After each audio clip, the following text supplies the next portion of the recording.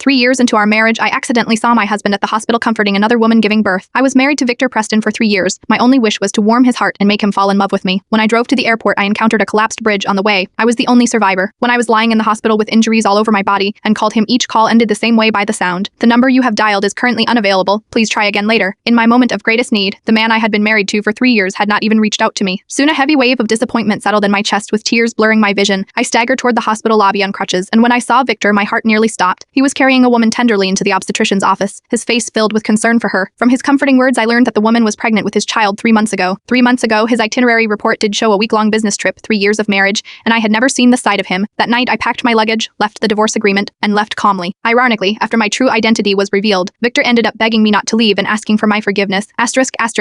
That morning, I should go to San Francisco for business trip, but I never imagined my journey would turn into a nightmare. As I drove to the airport, the bridge that I crossed suddenly collapsed. I instinctively reached for my phone to call my husband Victor Preston, but he didn't answer any of my calls. The rest was a blur, and when I regained consciousness, I was in a hospital room. When the bridge collapsed, I was the only survivor. The whole nation was shaken by the news. Yet in my moment of need, the man I had been married to for 3 years was nowhere to be found. Disappointment washed over me once again. Even the bruises and injuries on my body was nothing compared to the ache in my heart. At that moment, after a long time, finally my phone rang. I grabbed it, my heart racing with hope. But when I saw the caller ID, my heart sank. Hello, I answered, my voice hoarse from the strain. It was Victor's mother. Her voice was thick with concern. Ramon Chiroli, and you scared me to death. Are you all right? Is Victor with you? Hugh's on a business trip in Los Angeles, Mom, I replied. But I heard you were both on a business trip to San Francisco. Was it just you on the car? She asked, her voice laced with confusion. I was just as puzzled. If Victor was indeed in Los Angeles, why hadn't his family been informed? By the secrecy. But I knew my role in the family covering up for Victor was expected. To prevent her from worrying further, I lied. In Bushdial, we were supposed to go together, but Victor had an urgent matter in Los Angeles, so we took separate cars. She breathed a sigh of relief, seemingly grateful that Victor had been on the doomed disaster. Which hospital are you at? I will send Butler to bring you home immediately, she said. After sharing my location, the call ended.